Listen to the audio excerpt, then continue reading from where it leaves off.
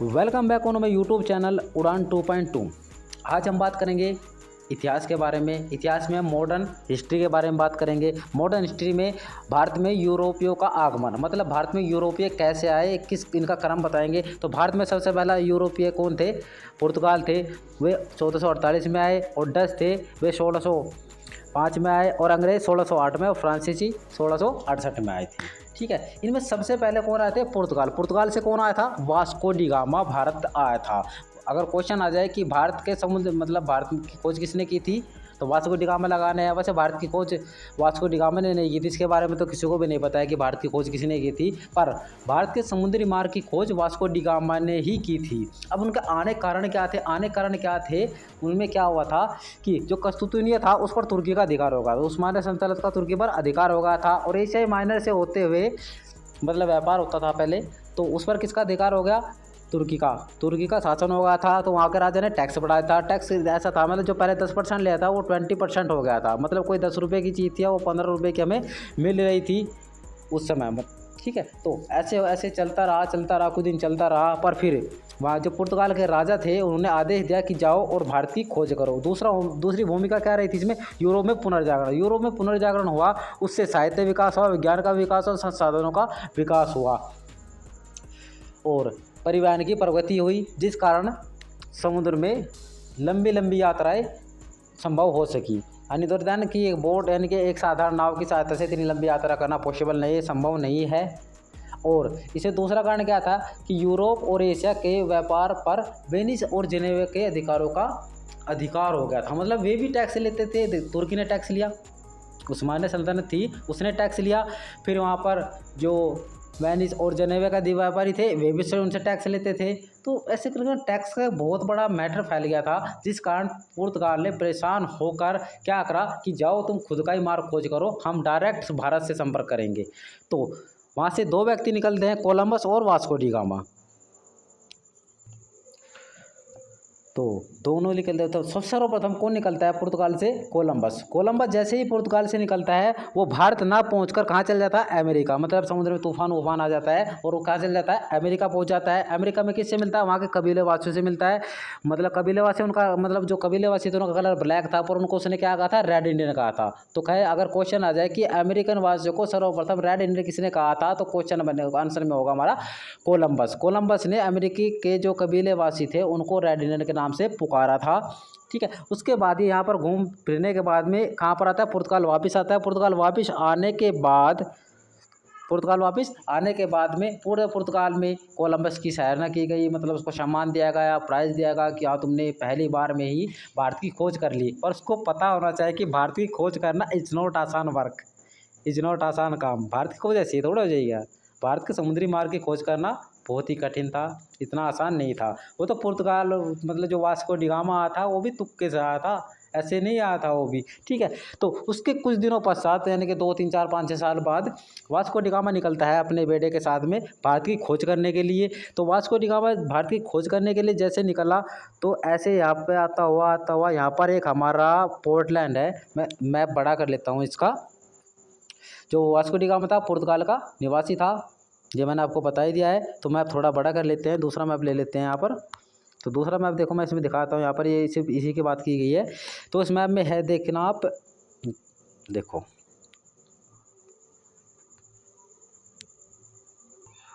तो पुर्तगाल से जब वास्को डी गामा ऐसे निकल कर आ रहा था, ऐसे निकल कर ऐसे आया, तो वो आने के बाद में कुछ दिन पश्चात कहाँ पर रोका था? कैप ऑफ गुड होप पर। यहाँ पर कैप ऑफ गुड होप पर रुक कर उसने सोचा कि यार देखो इस तरफ भी समुद्र था, यहाँ भी समुद्र, यहाँ भी समुद्र, इस तरफ भी समुद्र, मतलब चारों तरफ समुद्र फैला हुआ था। कोई भी मतलब उसको कोई मार्ग नहीं दिख रहा कि मतलब कैसे जाऊँ, कहाँ से जाऊँ। तो वहाँ पर ठहर गया वो, मतलब सुबह आकर रुक जाता है और देखता है यार मतलब अब कहाँ जाना है, कैसे जाऊँगा भारत में। तो वहीं पर मतलब देखता, मतलब उसको पहले बता दिया था कि भाई देख, अगर तुम भारत के व्यक्ति ऐसे हैं, तुम भारत के व्यक्ति जितने भारतीय होंगे उनकी तरफ को थोड़ी देर तक देखते रहो, आपसे पूछेंगे क्या, हाँ क्या पता है, क्या बात है। तो ऐसे मतलब वैसे सुबह से ऐसे लगा तो कोई नहीं मिला। तो वहाँ पर उसको एक व्यक्ति मिलता है जिसका नाम होता है अब्दुल मुनीक यहीं पर मिलता है। और अब्दुल मुनीक की तरफ कैसे देखता है, वो कहता है हाँ रे क्या पता है तेरा भाई? कल कुछ नहीं, अच्छा भारत से हो? कल हाँ भारत से हूँ। तो कोई बात ठीक है। तो तो अब्दुल मुनीक ने बोल दिया कि भाई ऐसा करो, ये देख ऐसे चले जाओ ऐसे करके। आपको पता है देख भारतीय का स्वभाव कैसा है, अगर गुस्से में रहते हैं बोलते हो भाई बात सीधी सी को चला जा, ठीक है, तो ऐसे बोल देते हैं। तो उसने कहा ऐसे कहा क्या इस तरफ तो पानी वानी मतलब पूरी तरह समुद्र से भरा हुआ है, ऐसे कहाँ जाऊँ। तो शाम का समय था, तो कुछ पक्षी इस तरफ उड़कर जा रहे थे, मतलब पंछी समुद्री पंछी होते हैं इस तरफ उड़कर जा रहे थे। तो तब देखता है यार बता तो सहता हूँ, मतलब अब जहाज़ों को लेकर यहाँ पर कहाँ पर आता है, कालीकट बंदर कहाँ पर आ जाता है। कालीकट बंदर वहाँ पर पहुँच जाता है। कब पहुँचता है, 17 मई। कब पहुँचता है, 17 मई 1498 ईसा में कहाँ पहुँच जाता है, भारत के कालीकट बंदर कहाँ पर पहुँच जाता है। ठीक है, किसकी सहायता से आया था, अब्दुल मुनीक, मतलब अब्दुल मुनीक उसका गाइड कहलाया है। मतलब क्वेश्चन आया कि वास्को डी गामा भारत में किसकी सहायता से आया था, तो आंसर होगा हमारा अब्दुल मुनीक की सहायता से भारत आया था। ठीक है, तो कालीकट बंदर का जो हमारे यहाँ पर कालीकट बंदर का था, केरला और गोवा के पास में है ये। तो यहाँ पर स्वागत किसने किया था, कालीकट के तत्कालीन शासक, मतलब उसका समय एक शासक थे यहाँ पर जिसका नाम था जुमेरिन। क्या था, जुमेरिन ने वास्को डी गामा का स्वागत किया था वहाँ पर कि आइए आपका स्वागत है हमारे यहाँ पर। ठीक है, स्वागत कैसे हुआ था कि मतलब जैसे ही वास्को डी गामा यहाँ पर उतरा, एक तो उसने कोट पहन रखा था, और सबसे बड़ी बात है कि वो सर्दियों में नहीं आया था, वो गर्मियों में आया था, मई के महीने में आया था, नोट सर्दियों में आया था। ठीक है, उसके बाद जो सेकंड टॉपिक था मतलब एक जेंटलमैन बनकर रहा था। सबसे बड़ी बात, भारत में पुनर्जागरण का तो वो नहीं था, इतनी टेक्नोलॉजी थी भारत में, साधारणतः नाव हुआ करती थी, पाल वाले जहाज हुआ करते थे। तो मतलब जो वास्को डी गामा एक इंजन वाले जहाज में रहा था, तो मतलब जैसे ही जुमेरिन को पता लगता है कि एक व्यक्ति आया है उसके पास जहाज है, तो मतलब वो जाता है, कहता है कि भाई बात यार मुझे भी थोड़ा बहुत 2-4 चक्कर लगवा दे जहाज में, इसमें मैं भी देख लूँ, सैर कर लूँ कैसा है जहाज ही। ठीक है, ऐसे नहीं 5-6 जहाज लेकर आता, एक जहाज उनको मतलब जो एक जहाज था वो जुमेरिन को भेंट में भी देकर गया था। तो 2-3 दिन रहने के पश्चात वास्को डी गामा कहता है कि देखो, जो जुमेरिन से बोला देखो मैं आया हूँ मसाला लेने के लिए। ठीक है, तो कोई बात नहीं, मसाला ले जाओ। मसाले के बदले जुमेरिन ने क्या रखा था, एक जहाज रखा था। और जो राजा जुमेरिन थे उन्होंने मतलब यहाँ पर है, देखो यहाँ पर गोवा है, यहाँ पर गोवा है, और यहाँ गोवा से मतलब क्या करा, गोवा और केरल के पास से, मतलब कि देखो आपको पता है, देखो अगर क्वेश्चन आए केरल, मतलब केरल किसके लिए प्रसिद्ध है, केरल मसालों के लिए प्रसिद्ध है, और भारतीय मसाला पूरी दुनिया में फेमस है, ये आपको पता ही है। तो जो वास्को डी गामा खुद का जहाज लाया था, उसको जहाज को भी इसने पूरी तरह से भर लिया मसालों से भरने के पश्चात, भारत में जहाज सस्ते थे तो उन्हें 2 जहाज और लिए और उनमें भी मसाला भर लिया, और चला गया वापस कहाँ पर, पुर्तगाल में। कहाँ पर चलेगा, पुर्तगाल, यहाँ पर है, पुर्तगाल में चला गया, और वहाँ पर दिखाया जाकर, कोलंबस को भी दिखाया जाकर, देख मैं आया हूँ भारत से, मैं भारत से आया हूँ। कहला कैसे यकीन करें, हम कैसे यकीन करें कि तुम भारत से ही आए हो। उसने कहा देखो ये रहे मसाले और मैं भारत से ही आया हूँ। तो उस समय कन्फ्यूजन पैदा हो गया था, मतलब एक कि कोलंबस कहता था कि ये इंडिया है, और ये मतलब वास्को डी गामा के अनुसार ये इंडिया थी, और जबकि उसके पास सबूत था तो मसाले थे। तो उसने कहा कि चलो ठीक है, इसको क्या बोला गया, ईस्ट इंडीज बोला गया, और इसको वेस्ट इंडीज बोला गया। अब वेस्ट इंडीज आप सुनते भी होंगे, और भारत को क्या बोला गया था, ईस्ट इंडीज। एक क्वेश्चन बन जाता है आपका कि ईस्ट इंडीज किसे कहा जाता है, तो ईस्ट इंडीज भारत को कहा जाता है। वास्को डी गामा कहाँ से होकर आता है, तो वास्को डी गामा भारत में कीप ऑफ गुड होप से होते हुए आया था। किसकी सहायता से आया था, अब्दुल मुनीक की सहायता से आया था।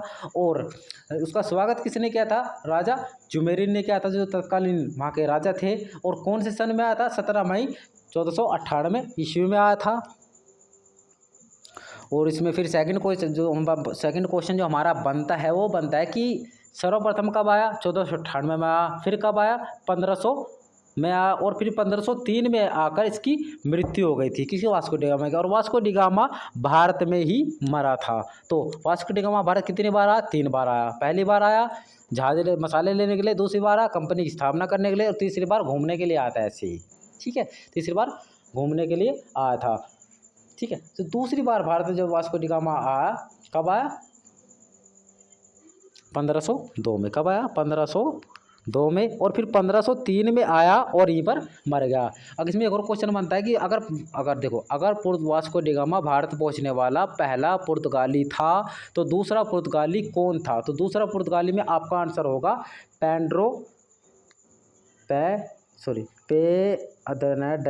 पेड्रो अल्वारेज, क्या होगा? पेड्रो अल्वारेज दूसरा पुर्तगाली था जो भारत में आया था। और ये कौन से सन में आया था? ये 1500 ईसा में आया था, 1500 ईस्वी में आया था, ठीक है। और 1503 में क्या हुआ? 1500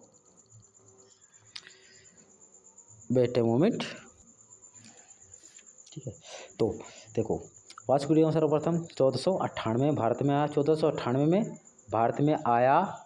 फिर दोबारा कितने में आया? 1502 में आया। और फिर 1503 में आया और मर गया। दूसरा कौन था? सन 1500 में कौन आया था? पेड्रो अल्वारेज कैब्रल, ठीक है। भारत में दूसरा पहुंचने वाला पुर्तगाली था, ठीक है।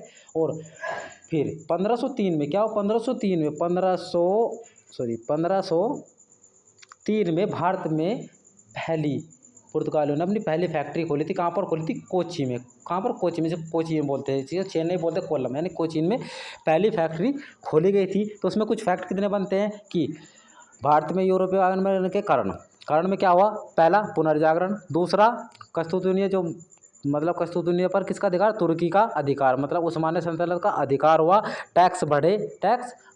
वेनिस और जनेवा पर व्यापारियों का, वेनिस और जनेवा के अधिकारियों का जो मतलब शासन था वो किस पर हो गया था? यूरोप और एशिया पर उनका अधिकार हो गया था पूर्णतः। तो वे भी टैक्स लेते थे।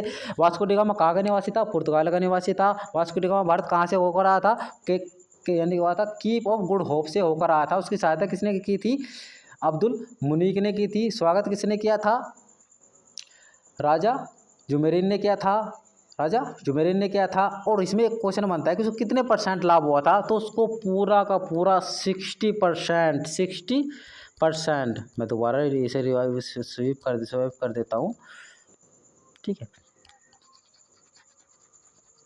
स्वीप कर देते हैं। कितना %? देखो, भारत से मसाले लिए और चला गया, तो कितना % लाभ हुआ? 60%। जैसे ही 60% लाभ लेने बेनिफिट होने की पुर्तगाल में खबर आई, तो पुर्तगाल से खबर पूरी दुनिया में फैल गई। और फिर क्या हुआ? भारत में विदेशियों के जमघट लग गया। कौन कौन आए? फिर पुर्तगाल थे, डच आए, ब्रिटिश आए, डेनिश आए, फ्रांसीसी आए, स्वीडिश आए। तो मतलब कुल मिलाकर भारत एक हब बन गया था किसका? मसाले का। सबको लगने लगा था।